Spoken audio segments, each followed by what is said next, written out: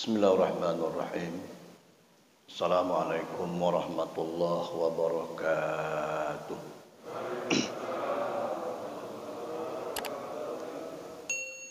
Alhamdulillah. Nahmaduhu wa nasta'inuhu wa nastaghfiruhu wa nastahdihi wa na'udzu billahi min syururi anfusina wa min sayyiati a'malina. May yahdihillahu fala mudilla lahu ومن يضلل فلا هادي له ومن لم يجعل الله له نورا فما له من نور أشهد أن لا إله إلا الله وحده لا شريك له وأشهد أن سيدنا محمدا عبده ورسوله وصلوات الله وسلامه على هذا النبي الكريم وعلى آله وصحبه وأعن اللهم على سنته وأمتنا على ملته وَشُنَّا فِي زُمْرَتِهِ مَعَ الَّذِينَ أَنْعَمْتَ عَلَيْهِمْ مِنَ النَّبِيِّينَ وَالصِّدِّيقِينَ وَالشُّهَدَاءِ وَالصَّالِحِينَ وَحَسُنَ أُولَئِكَ رَفِيقًا. Ma'asyiral muslimin, Bapak dan Ibu yang dirahmati Allah Subhanahu wa taala, terutama sekali para orang tua kami, pemuka masyarakat, pengurus masjid, imam, muazzin, dan kita yang hadir dalam kesempatan ini menjelang waktu syuruk nanti. Alhamdulillah, ini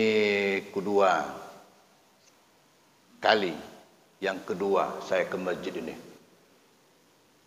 Dulu tuh datang saya ke sini sholat berjamaah dan numpang. Kemudian pada subuh ini diminta mengisi pengajian. Saya tanya, apa-apa aja udah pengajian sini? Kitab apa yang udah dipakai? Apa bahasannya? Lalu kita diminta ngaji kitab hadis-hadis hukum Bulughul Maram. Alhamdulillah, ini pertama kita bertemu. Dan sedikit sebelum kita mulai, saya ngajar di UIN. Pak Imam dulu pernah jadi mahasiswa saya. Saya tak ingat lagi. Rupanya mahasiswa saya. Ngajar di UIN. Kalau daerah, saya dari Rohil Pak ya, Pokan Hilir. Dulu saya sanawiyah di Medan Al-Wasliyah, aliyah juga di sana. Kemudian setelah selesai, saya berangkat lagi ke Jawa, Plosomo, Mojo Kediri, Jawa. Ngaji lagi sana.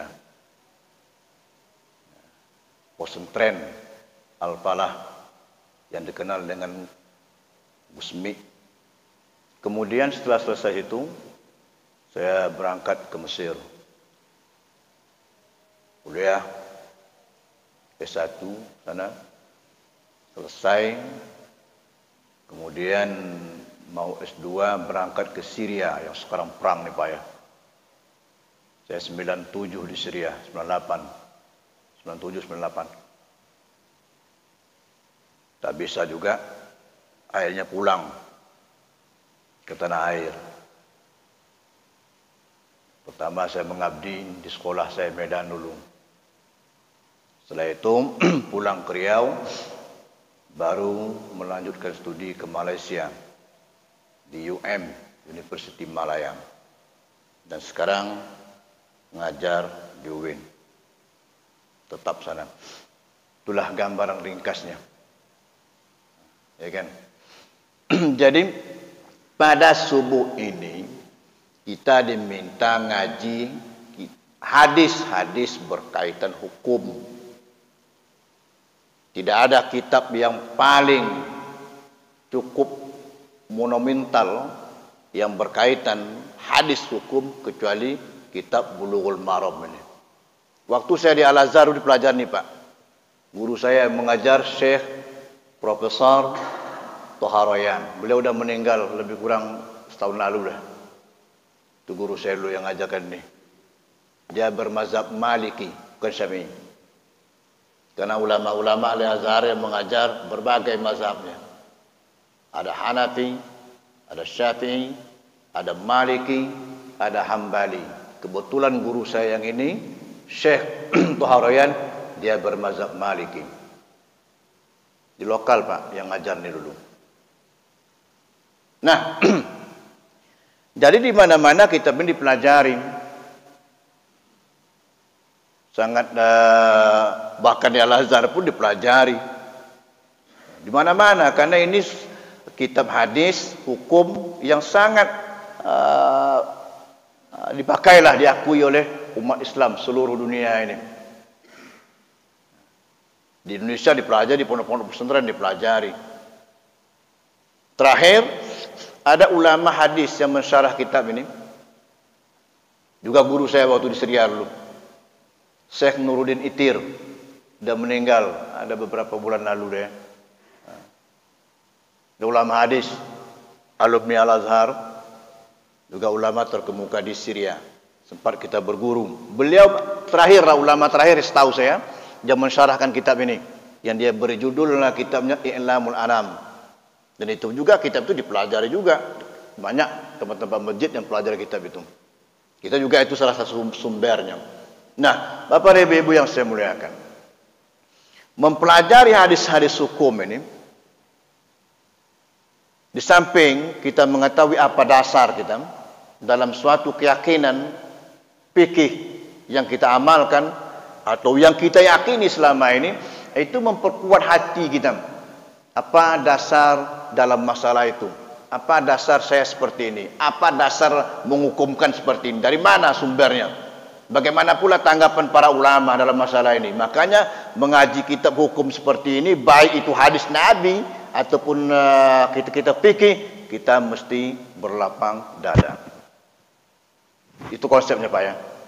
Kita mesti berlapang dada. Karena kita akan menemukan berbagai pendapat. Kita akan menemukan berbagai ijtihad para ulama. Bagaimana sikap kita ya? Mesti lapang dada. Sama dulu Pak. Saya sebelum berangkat ke Al-Azhar Mesir dulu. Ingat tak pada tahun 86 saya mesti sanawiyah Pak. Adanya Kiai Jawa menghalalkan kodok. Kata. Itu heboh Pak. Kalau fikih Syafi'i, fikih mazhab Syafi'i, hewan yang hidup dia di dua alam, di air dia bisa hidup, di darat dia bisa hidup, kan itu diharamkan fikih Syafi'i. Termasuk fikih Maliki juga seperti itu. Di waktu itu kita heboh, loh, kok bisa halal? Kok kata halal? Kok kodok bisa halal? Kan heboh waktu itu. Kita belum kuliah, masih sanawiyah lagi. Saya ingat masih sanawiyah saya. Di Al-Asliah Medan. Ada guru saya sudah meninggal Pak. Beberapa bulan lalu. Dia udah profesor, doktor, Ramli, Abdul Wahid. Itu guru saya di Aliyah dulu. Di Aliyah sanawiyah juga. Di Medan Al-Asliah. Dia alumni Libya. Libya mazhab Maliki. Begitu fatwa ini heboh, saya jumpai beliau. Ustaz, gimana pendapat Ustaz? Kok ada pula fatwa seperti ini? Yang kita tahu selama ini tak dibolehkan, haram. Beliau tak jawab Pak. Senyum aja dia. Senyum dari depan saya, tak dia jawab. Maknanya apa? Dia tahu, ente belum belajar. Ente baru belajar fikih Syafi'i. Ente belum dengar lagi fikih Maliki. Ente belum belajar lagi fikih Hanafi. Ente belum belajar lagi fikih Hambali. Ente belum belajar lagi fikih-fikih yang lain. Nah, sekarang ialah kan begitu. Tak dia jawab. Saya kesal juga hati dia. Apa aja Ustaz ni? Diam-diam. Memang saya minta senyum dia apa? Saya mau jawaban dia. Ternyata tak dijawab. Lama kita belajar terus. Dan Allah beri kita kesempatan belajar keluar. Baru kita tahu bagaimana longgarnya masalah ini adalah fikih mazhab Maliki. Mazhab Maliki longgar Pak masalah ini. Ini gambar dulu Pak ya. Karena kata mereka innama harrama alaikumul maitata wad dama wa lahmal khinzir wa mau'illa bi li ghairillah. Hanya saja innama, hanya saja Allah mengharamkan kan al-maitah wadam, bangkai, darah, babi, wa mau'illa bi li ghairillah, dan yang disembelih bukan atas nama Allah. Kata fikih mazhab Maliki, itu innama itu coba itu lil khas. Kata-katanya menunjukkan sangat, hanya saja. Kalau kita mengaji di pondok, innama hanya saja, kan? Hanya, kan? Allah haramkan bangkai, darah, babi, kemudian hewan yang disembelih bukan atas nama Allah. Nah, kata fikih Maliki, apa sanggup kita mengharamkan yang lain tanpa dalil yang jelas? Al-Quran seperti itu bunyinya. Dibatasi oleh Al-Quran dengan ayat seperti itu. Coba, sanggup Anda mengharamkan kodok? Kata fikih Maliki. Apa dasar Anda? Ya kan? Belajar kita, iya fikih Maliki seperti itu. Silakan. Silakan Pak. Kalau mau sarapan kodok pagi ini. Saya tak ikutlah. Nengok-nengok aja. Kan? Itu contoh. Ini gambaran ini. Mengaji seperti ini, kita nampak, begitu. Setelah tahu kita apa landasannya, mereka maupun kita, baru kita, kalau begitu okelah, silakan Anda mengikut pendapat itu. Maliki Pak, mazhab Maliki, Afrika seluruhnya Maliki. Tunis Maliki. Aljazair Maliki. Libya Maliki. Sudan Maliki. Coba Afrika, Mesir separuh Maliki.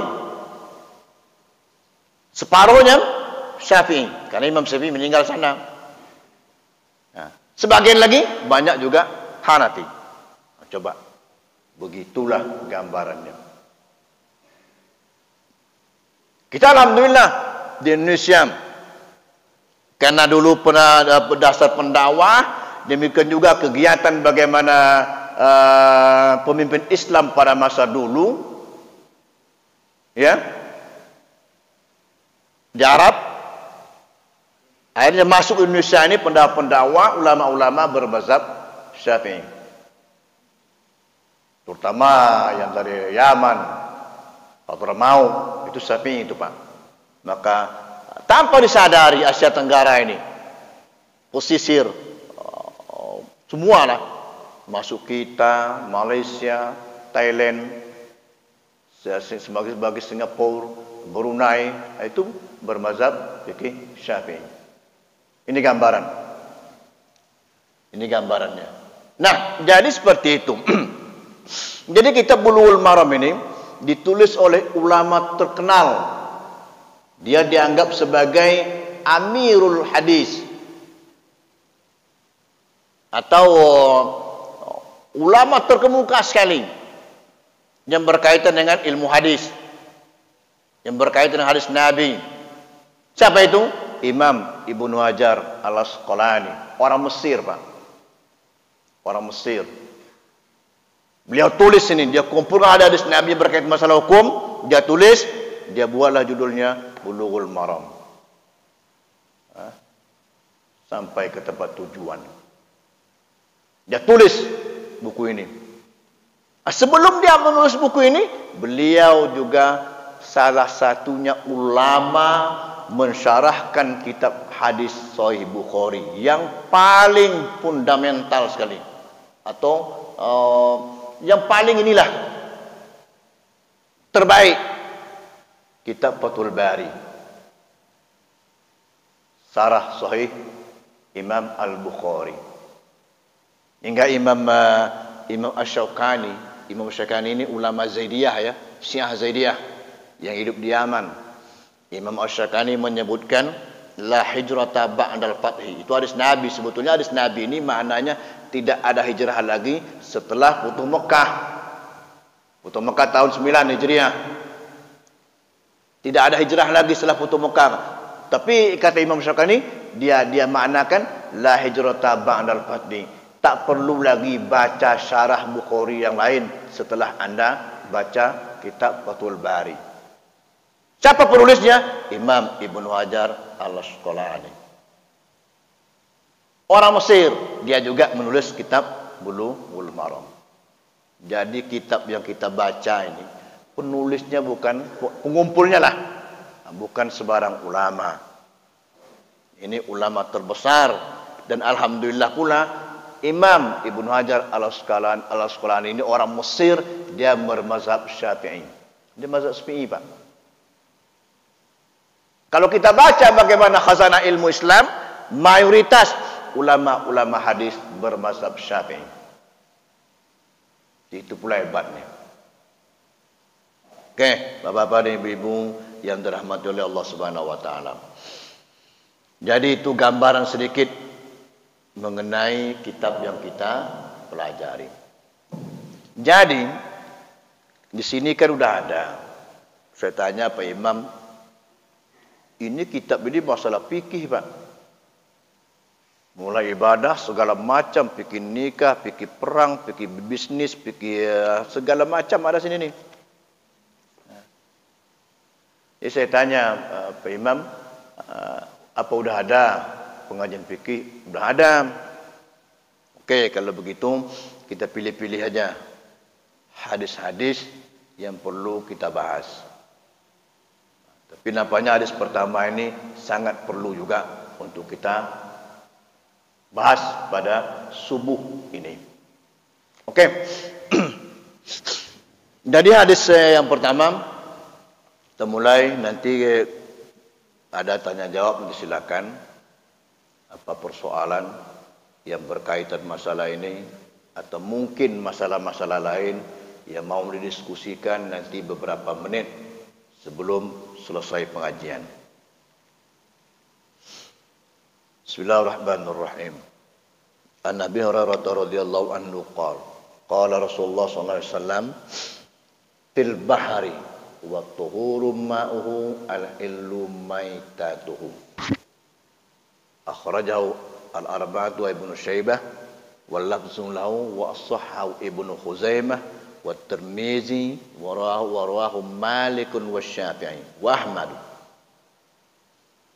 Hadis pertama dari sahabat Nabi Abu Hurairah. Apa kata Abu Hurairah? Nabi pernah ditanya pertama masalah ini ya, masalah laut yang berkaitan masalah airnya. Nabi ringkas menjawab, kata Rasulullah kepada sahabat yang bertanya, wa tuhuru ma'uhu, air laut itu tuhur, suci lagi menyucikan. Kemudian wal illu maitatuhu, bangkai hewan laut juga hukumnya halal, kata Nabi. Hadis ini diriwayatkan oleh Imam Tirmizi, kemudian Imam Ahmad, Imam Malik, Imam Syafi'i, dan beberapa ulama yang lain. Pertama, bagaimana kedudukan hadis ini? Imam Tirmizi pernah tanya Imam Bukhari. Ini ulama hadis. Imam Bukhari itu puncak ulama hadis yang terkemuka. Tidak ada kitab sahih setelah Al-Quran kecuali kitab Sahih Imam Bukhari. Kedua, Sahih Muslim. Munasulah Tirmizi, Nasai, Ibnu Majah, Abu Daud, Ibnu Khuzaimah dan sebagainya. Tapi yang terkuat Bukhari, Muslim. Nah, Imam Tirmizi tanya Imam Bukhari, Tuan Guru, ini murid juga, ini murid sama-sama ulama hadis ini. Dia tanya Imam Bukhari, bagaimana pendapat anda masalah hadis itu?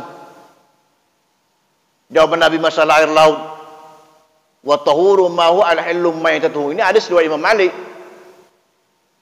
Imam Ahmad juga meriwayatkan itu. Ingat, Imam Bukhari juga murid Imam Ahmad. Imam Syafi'i juga meriwayatkan hadis itu. Apa kata Imam Bukhari? itu hadis sahih. Hadisnya sahih. Cuma tidak ada dalam Sahih Bukhari. Hadis ini juga tidak ada dalam Sahih Muslim. Karena itu kita tahu Imam Bukhari menulis hadisnya dalam Sahih Bukhari tersebut, itu tak semua hadis sahih yang dia tuliskan di situ. Kalau semua dia tulis, tebal Pak. Maka dia pilih-pilih aja yang penting-penting. Masih banyak lagi ada di sahih yang lain yang diriwayatkan oleh ulama-ulama lain. Termasuk ini. Termasuk hadis ini. Maka seorang ulama dari Al-Azhar, Syekh Al-Zarqani, mensarahkan kitab Muwatta Imam Malik. Dia juga meyakinkan pernyataan Imam Bukhari tadi bahwa hadis ini sahih. Sebagaimana yang dinyatakan oleh Imam Bukhari. Dan ulama juga mengakui hadis ini sangat masyhur dalam kitab Muwatta Imam Malik. Kitab hadis yang pertama ditulis di permukaan bumi ini, kitab Muwatta Imam Malik. Kalau kita buka bahasa kitab Muwatta Imam Malik, itu pada bab at-tuhur wal wudu. Ini hadisnya yang dia bahas mengenai bersihnya, bisa digunakan untuk bersuci air laut, bahkan bukan itu aja, bangkai hewan laut pun kata Nabi halal. Nah, pertama kita bahas masalah airnya. Jadi di sini jelas sekali pernyataan Nabi tentang masalah itu. Karena ada sahabat Nabi, beberapa orang pergi berlayar. Zaman dulu kan udah ada berlayar nih, bukan kita sekarang aja. Dan sahabat Nabi bawa air air minumnya. Sahabat Nabi bawa air minumnya. Bismillahirrahmanirrahim.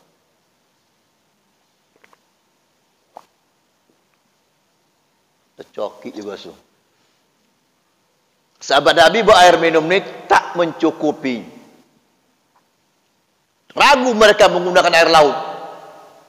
Kalau kami berwudu dengan air minum ini habis. Fa'atishna, maka kehausanlah kami selama di laut nih, lewat laut nih. Tapi kalau kami gunakan pula berwudu air laut, tak tahu pula kami. Ragu, satu kapal ragu Pak. Tengok, satu kapal ragu semua, tak belum tahu lagi apa hukumnya. Serba salah, gimana cara ini? Ya kan? Dah, setelah pulang, ini ada namanya kaum kelompok Al-Mudlij. Abdullah Al-Mudliji pergi jumpa Nabi. Dia tanya Rasulullah, kami kemarin kan berlayar, ramai kami, bawa air ala kadarnya, sampai melewati laut, baru kami tahu air laut itu masin. Tak sanggup rasa nak berwudu, tak tahu hukumnya, apalagi nak minum. Kalau kami gunakan pula air yang kami bawa ini untuk berwudu, ya habislah. Patisnya, maka kami akan kehausan. Iya kalau berwudu, kalau sempat pula mandi wajib pula lagi. Habislah air yang dibawa. Langsung Nabi jawab ringkas saja. Wa tahuru ma'uhu wal hillu maitatu. Jangan ragu. Air laut itu suci lagi menyucikan. Dan bangkai laut pun boleh anda ambil, dimakan. Tanpa ada persoalan. Kan? Oke, kata-kata sahabat Nabi, kalau begitu alhamdulillah lah. Kalau belada akan datang tak jadi persoalan. Berwudu dengan air laut. Mandi wajib langsung melompat ke laut aja. Tak perlu apa-apa, tak perlu pikir-pikir panjang lagi. Ya kan? Cukup seperti itu aja. Selesai. Tapi masalah tak semua seperti itu, Pak. Kenapa? Karena tak semua hadis Nabi, karena tak semua sahabat Nabi dengar hadis ini. Tak semua sahabat Nabi memahami seperti teks hadis ini. Siapa sahabat Nabi? Dua sahabat Nabi yang tak ikut. Mungkin mereka berdua tak dengar, atau mereka berdua menganggap hadis ini tidak layak untuk jadikan hujah, atau perawinya diragukan. Padahal kata Imam Bukhari sahih. Siapa sahabat Nabi itu? Pertama Abdullah bin Umar, yang kedua Abdullah bin Amr bin As. Yang berdua ini tak menganggap air laut suci lagi menyucikan. Bagi mereka air laut tak layak digunakan untuk berwudu, apalagi mandi wajib.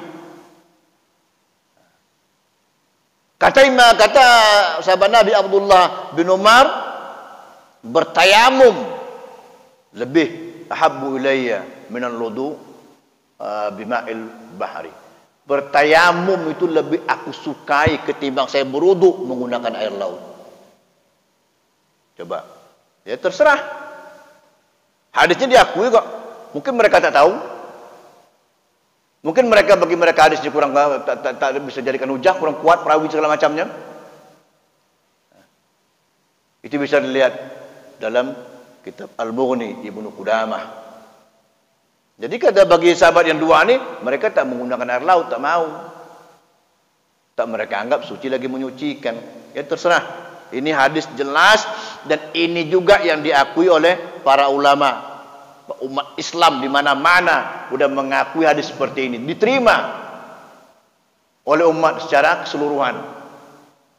Dan dulu sampai hari ini tak pernah kita ragukan tentang bisanya kita bersuci, berwudu atau mandi wajib dengan air laut. Selesai. Ini persoalan yang pertama. Bapak-bapak dan ibu-ibu yang saya muliakan, timbul persoalan kedua. Hadis yang berikutnya itu, ujungnya itu, wal illu maitatuhu. Nabi menyebutkan halal juga hewan laut. Nabi tak membatasi. Hewan laut itu apa? Hewan sungai, laut. Apa jenis hewannya? Nabi tak membatasi. Wal illu maitatuhu. Bangkai laut. Ya, sebelah laut, sungai juga masuk, Pak. Sumur, danau, segala macam dikiaskan ke sini. Kata Nabi juga halal bangkainya. Nabi tak membatasi apa jenis bangkainya, apa jenis hewannya. Tak Nabi batasi, tak Nabi sebutkan. Inilah yang dipahami fikih mazhab Syafi'i dan fikih mazhab Maliki. Hewan laut apapun jenisnya, hewan sungai apapun jenisnya, danau, sumur besar apapun jenisnya, laut aja lah, apapun jenisnya selagi hidupnya di laut tok dan tidak bisa hidup di darat, apapun bentuknya hewan laut halal, Pak.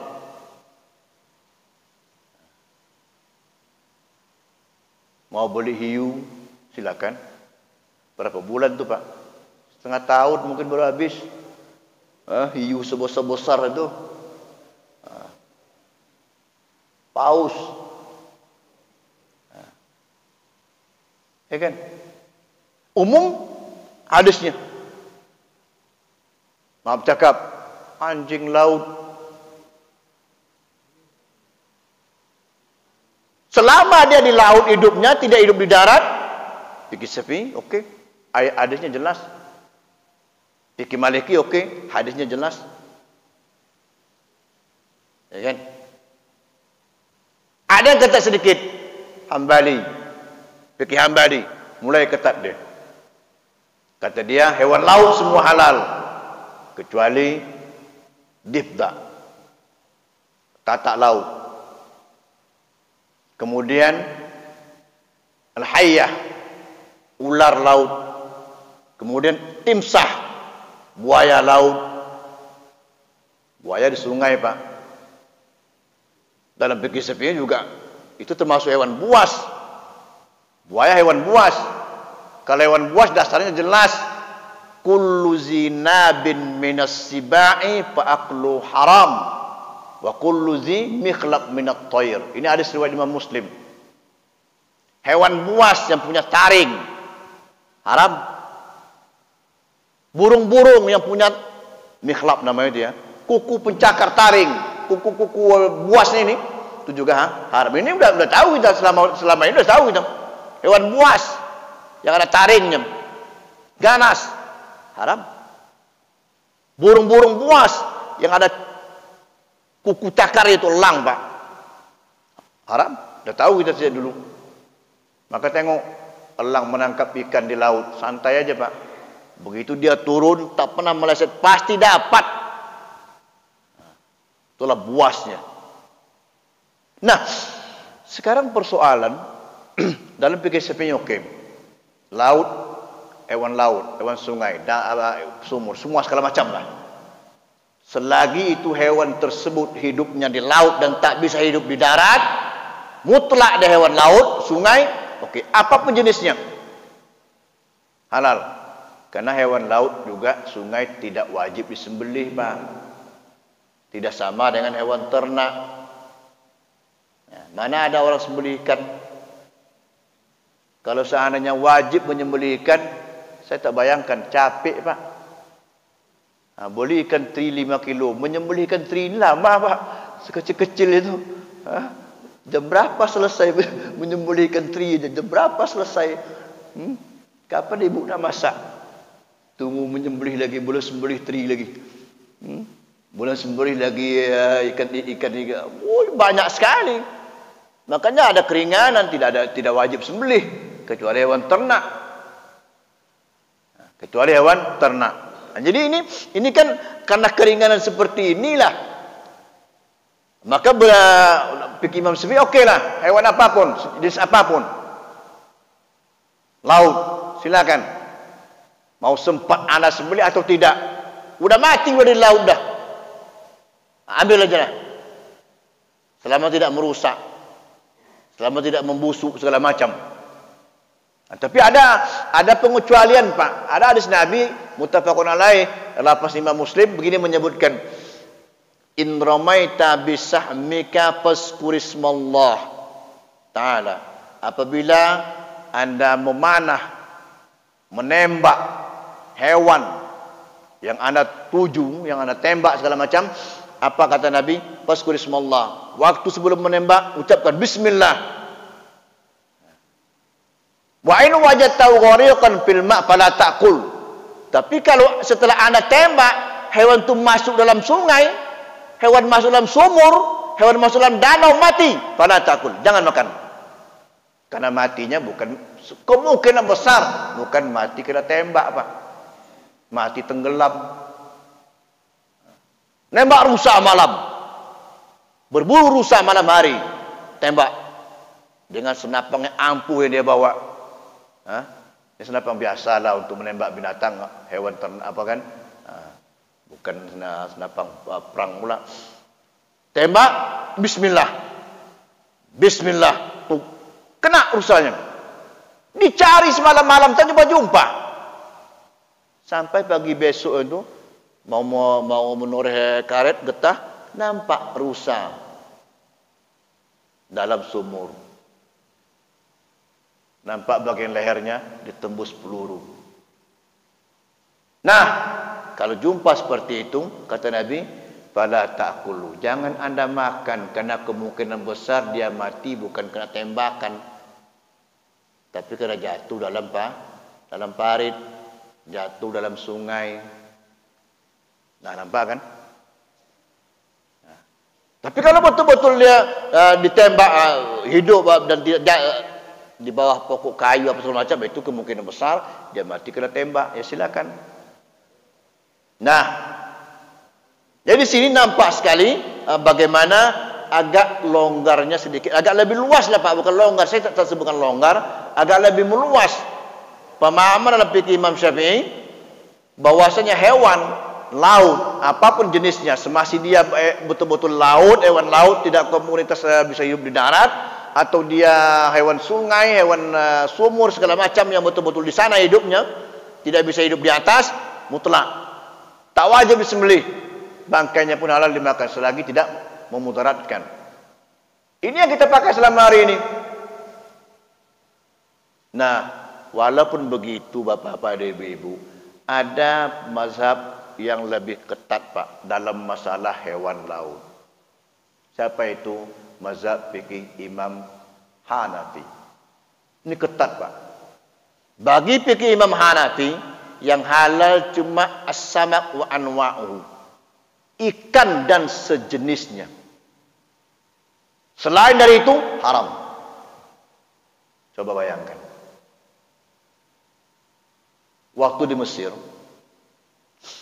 kawan saya serumah dengan anak dari Turki, mahasiswa dari Turki, namanya Umar Syahin.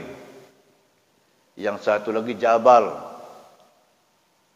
Saya selalu waktu-waktu libur selalulah ngumpul di rumah kawan Medan nih, yang ada Turki di situ, Pak.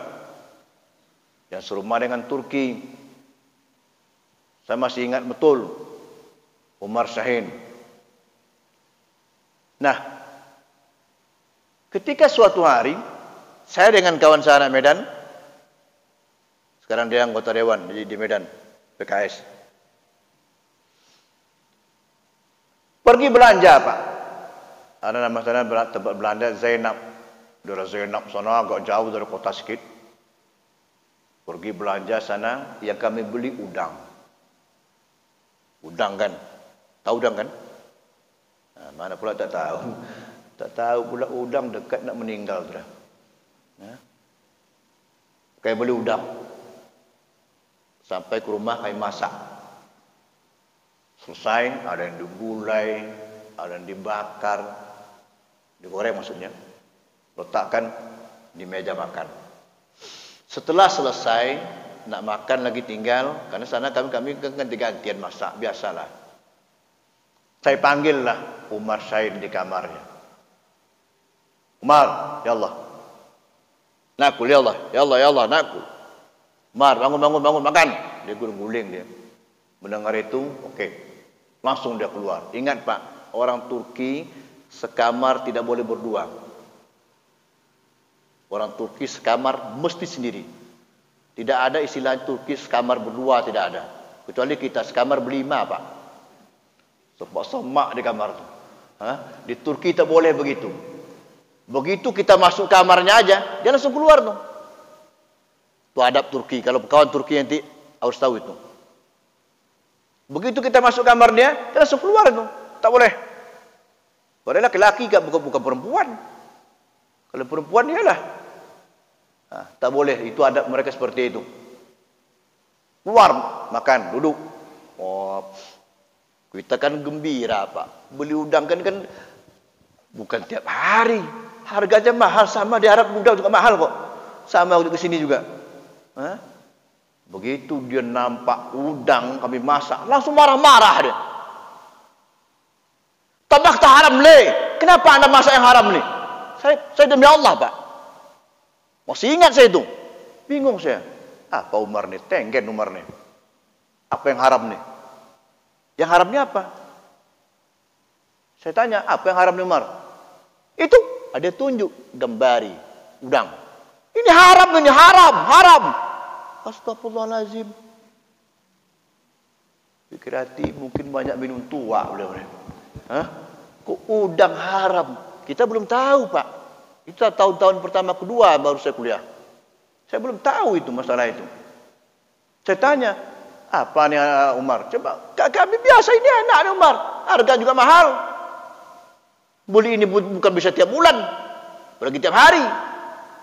Dan dia cakap, kami Hanafi. Nah, itu dia. Kami Turki itu bermazhab Hanafi. Yang halal cuma ikan dan sejenisnya. Selain itu haram semua. Ya Allah, kata hati, bodoh betul. Coba Pak. Coba Bapak pikir kalau dulu yang masuk ke Indonesia mazhab Hanafi. Sampai mati Bapak tak akan makan udang.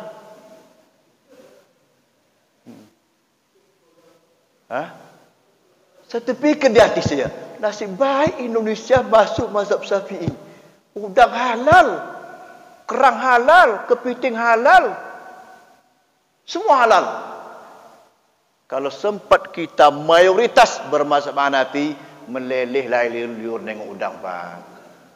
Nengok kepiting, enjong, segala macam. Haram semua, Pak, di Turki. Hanafi itu semua haram. Bahkan Umar menyebutkan nanti libur din, libur nanti kita berangkat ke Turki. Tengok sungai-sungai Turki sana. Kami tak ambil udang. Banyak udang di sungai-sungai kami. Kami tak ambil itu. Turis-turis yang datang aja yang ambil. Yang makannya. Kami tak makan udang. Coba. Nampak kan? Jadi mazhab itu begitu. Kalau dominan suatu negara, maka dia akan dominan. Masyarakatnya ikut seperti itu. Saya kata nasib baik aja Pak, nasib baik. Masuk Indonesia ini ulama-ulama dari Hadramaut dulu. Ya kan? Yang diajarkan mazhab-mazhab Syafi'i diterima oleh masyarakat sampai hari ini. Maka hewan laut apapun jenisnya, selama itu laut totalitas atau sungai totalitas, baik ikan, baik apapun, halal, tak perlu sembelih. Nah itu. Kalau sempat dulu fikih Hanafi masuk, kita bermazhab Hanafi. Ingat Pak, mazhab Hanafi ini terbesar Pak, boleh katakan terbesar. Turki, Afghanistan, Pakistan, India, itu Rusia, negara-negara belahan Rusia sana, Cina, mana lagi? Itu kebanyakan Hanafi. Ulama-ulama di Azhar, sebagian besar juga ada Hanafi. Banyak kok negara-negara Arab yang bermazhab Hanafi. Termasuk yang Tantan ujungnya itu. Mereka tak makan udang. Mereka tak makan kepiting. Mereka tak makan kerang. Kan banyak kali yang tak dimakan. Memang mazhab Hanafi ini bisa hemat lah. Kalau rumah tangga hemat. Kalau ibu-ibu kalau mazhab Hanafi dah hemat dia. Ini yang penyakitnya bapaknya mazhab Hanafi, ibu pula mazhab Syafi'i. Kan ini masalahnya. Ibu beli udang, bapak mengamuk di rumah. Kenapa pula yang haram kau beli pula? Kan? Kalau mazhab Hanafi, kalau masalah itu hemat. Karena udang mahal di mana-mana, mahal Pak. Lobster, tahu sendiri. Tapi mazhab Syafi'i, alhamdulillah pula kita bisa menikmati itu. Ini bukan masalah fanatik, tapi keyakinan. Tapi keyakinan. Dasar mereka ada kok. Dalil argumentasi juga ada jelas. Yang mereka pegang. Dan itu foto-foto ulama-ulama resmi. Yang berkaitan dengan keyakinan fikih mereka. Ini gambaran sedikit. Yang berkaitan masalah yang disebutkan Nabi tadi. Wa tahurum ma'hu al-illu maitatu. Air laut itu bersih dan bisa digunakan untuk bersuci. Bangkai hewan laut juga apapun jenisnya, Nabi tak membatasi, juga dihukumkan halal. Silakan. Bagi fikih Hanafi, mereka tak terima hadis ini. Karena ada hadis lain yang membatasi jenis udang. Terserah. Silakan aja. Tapi kalau ya macam-macam lah Pak. Itu makanya saya sebutkan tadi, kita belajar seperti ini, landas mereka ada, argumentasi mereka ada, kita berlapang dada aja. Karena mungkin juga nanti ada yang kita amalkan atau kaitkan atau kita yakini ternyata lemah pula dibandingkan dengan pemikiran yang lain. Panjang lonceng nih. Oke, lonceng udah berbunyi. Maknanya ini tak lonceng apa nih? Tak lonceng istirahat, tak lonceng sarapan, tak apa. Yang jelas silakan Pak kalau ada masalah beberapa menit ke depan. Karena waktunya sampai suruh. Oke.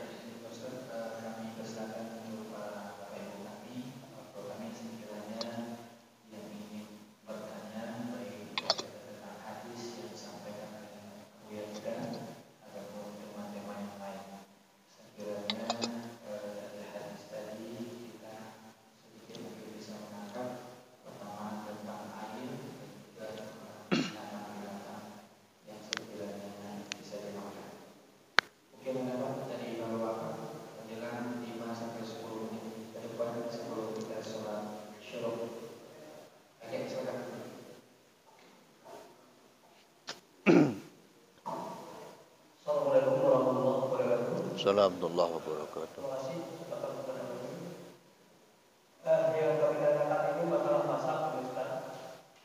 Artinya dengan adanya mazhab ini, berarti Islam mengakomodir adanya perbedaan-perbedaan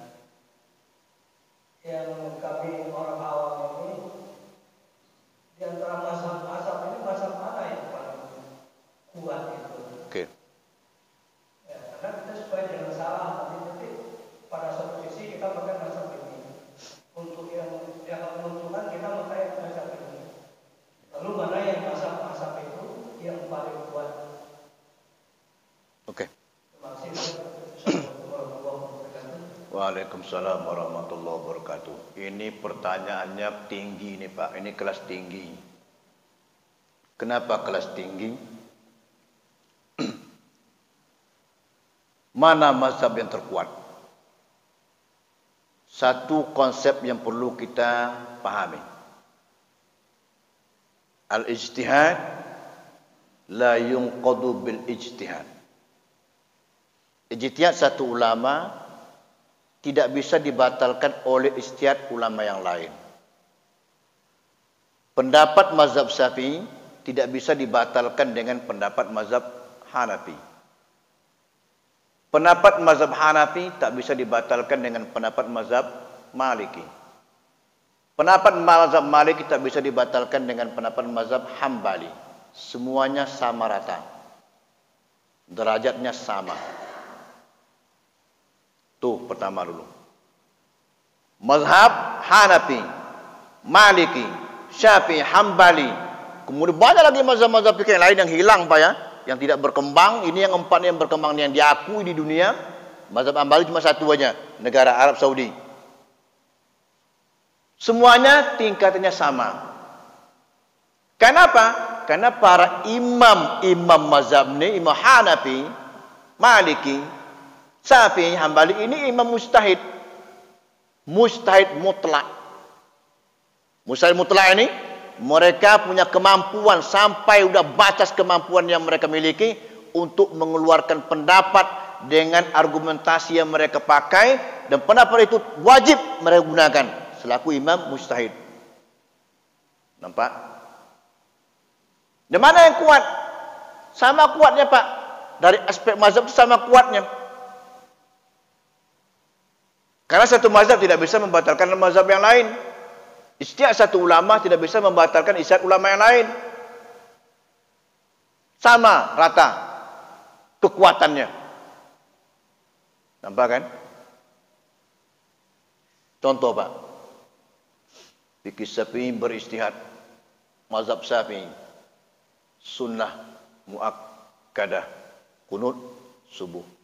Itu fikih Syafi'i. Fikih Hanafi mana ada?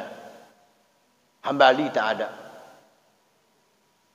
Maliki ada, tapi sebelum ruku, kan? Beda kan? Hadisnya ada. Ada hadisnya. Berapa lama Imam Syafi'i belajar dengan Imam Malik? Lama Pak.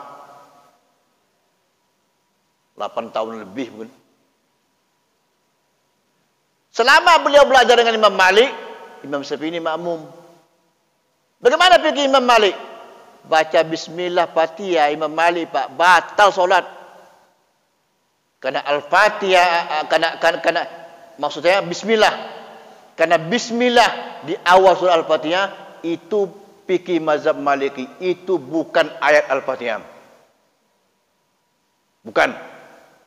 Ayat Al-Fatihah langsung aja Allahu Akbar, kita Alhamdulillahi Rabbil Alamin. Tengok, tadi imam kita gaya bacanya Mahir Al-Mu'aikli. Itu gaya Imam Mahir Al-Mu'aikli seperti itu bacanya. Gaya dia. Bunyi lenggok lagunya. Maka kalau mazhab Maliki Pak, tak ada baca bismillah. Kalau dibaca bismillah awal Fatihah, batal solatnya. Coba bayangkan. Siapa makmumnya? Imam Syafi'i. Imam Malik mana pula berani Imam Syafi'i dia maju ke depan. Ini guru dia. Imam Malik itu guru Imam Syafi'i. Salat 5 waktu semasa berguru, imamnya Imam Malik, Imam Syafi'i belakang, Imam Syafi'i ingat semua imam yang lain. 3 mazhab lain dan mazhab yang lain. Bismillah awal surat Fatihah. Wajib dibaca ketika salat. Imma dibaca, ada kala dibaca jahar, bismillahirrahmanirrahim, ada baca sir. Bismillahirrahmanirrahim. Alhamdulillah baru kuat. Nah, coba. Fikih Imam Syafi'i tak baca bismillah di awal Fatihah salat, batal salat, Pak. Guru dia pula kalau batal, kalau dibaca batal pula salat. Nah, coba bayangkan. Kontradiksi atau tidak? Sangat kontradiksi sekali. Tapi ini ijtihad, Pak. Argumentasi mereka ada, hadis yang digunakan ada. Mengenai hadis Nabi, sahabat Nabi mendengar Nabi solat dan langsung baca alhamdulillah tanpa baca bismillah.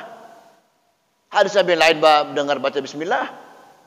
Nah, ini Imam Syafi'i di belakang. Kalau keyakinan saya tadi Imam Syafi'i, ini batal solat nih. Tak baca bismillah. Tapi tuan guru depan ni pula, bos depan ni, guru dia pula mengatakan bismillah bukan dalam Fatihah, kalau dibaca batal. Dia langsung aja alhamdulillah. Apa Imam Syafi'i tak mau ikut? Pulang ajalah. Solat di rumah aja, nanti guru datang balik. Tak ada itu. Tak ada. Tetap dia datang. Tetap ikut. Tengok kunutnya sebelum rukuk, Pak. Fikir Maliki. Habis ayat dibaca, selesai, langsung Allahumma. Langsung baca kunut. Baru rukuk. Hadisnya ada, Pak. Jumpa di sini nanti. Fikir setelah rukuk. Nanti ingat itu, mana tahu nanti ada orang Arab, orang Afrika, Syekh, Ustaz datang ke masjid ini. Kita segan, oh ini ada guru besar baru datang. Tahu-tahu dia Maliki, Pak. Silakan tuan guru imam subuh ni, tafadhal Syekh, an takuna imaman fi hadas sabah. Majulah tuan Syekh. Allahu Akbar. Langsung bismillah. Dan langsung alhamdulillah tanpa bismillah. Karena kalau pakai bismillah batal solat dia. Kemudian begitu selesai baca ayat rakaat kedua, langsung dia baca doa kunut. Jangan kita belakang subhanallah, subhanallah. Apa imam subhanallah? Ada setelah ruku baru kunut. Nah, itu Maliki. Sebelum ruku. Adanya ada, nanti kita jumpa nanti insyaallah. Coba kan nampak kan? Kita tahu, Pak, ini Maliki ya. Tenang aja kita, biasa-biasa aja kita belakang. Imam saya ini Maliki. Innama ju'ilal imamu liyutamma bi. Imam gunanya untuk diikut. Kebetulan pula imam saya hari subuh ini Maliki, saya ikut dia. Jangan pulang ke rumah. Ini kan kadang ini lain nih, ya pulanglah. Salat di rumah aja. Kan? Jadi tidak ada yang mana lebih tinggi, tak ada. Semua derajatnya sama. Kalau kita menganggap itu lebih tinggi, kami sepi lebih tinggi, anak itu Maliki, kolot. Na'udzubillah, Pak. Ulama mazhab Maliki itu bukan sedikit, Pak. Ketika Andalusia dikuasai Islam, Cordoba, Andalus, Cordoba, itu mazhab Maliki, Pak. Pada waktu itu berkembang negara-negara barat, Prancis. Mereka ingin mempelajari bagaimana perundang-undangan negara Islam. Mereka yang adopsi mereka itu fikih mazhab Maliki yang ada di Andalusia. Dulu fikih Maliki asalnya Madinah, Pak. Karena dia orang Madinah, meninggal di Madinah, dia tidak ada keluar kemana-mana. Tak ada ke Pekanbaru, apalagi ke Kampar, tak ada. Di Madinah tok aja. Imam Malik sampai meninggal. Imam Darul Hijrah. Dominan dulu, Pak. Di Madinah itu mazhab Maliki. Mekah, tapi karena kekuasaan Arab Saudi hari ini berhubung kait dengan Muhammad bin Abdul Wahab. Muhammad bin Abdul Wahab itu mazhab Hambali, maka resmi negara Saudi menganut mazhab Hambali. Malaysia pula resmi menyebutkan kami Malaysia menganut mazhab Syafi'i. Maka di Malaysia, Pak, kalau zakat fitrah dengan duit tak diterima, Pak. Mesti dengan beras. Mazhab Syafi'i. Kalau gunakan duit juga, saya di Malaysia 3 tahun, Pak. Kalau digunakan juga duit untuk zakat fitrah, di waktu kita mengucap ini zakat fitrah saya 20 ringgit, duit sebagai ganti beras. Disebutkan di ujungnya, sebagai ganti beras. Kalau tak disebutkan, tak sah. Kita di Indonesia, biasa saja. Ini zakat fitrah saya, Pak. 10.000, 17.000, tidak ada sebut sebagai ganti beras. Nah, maknanya Pak, kita ikut fatwa yang ada. Kita masyarakat awam tidak ada mazhab. Yang ada mazhab itu para ulama. Apa kata fatwa ulama, kita ikuti. Mazhab apapun silakan. Tapi alhamdulillah pula kita di Indonesia ini mayoritas bermazhab Syafi'i. Itulah gambarannya.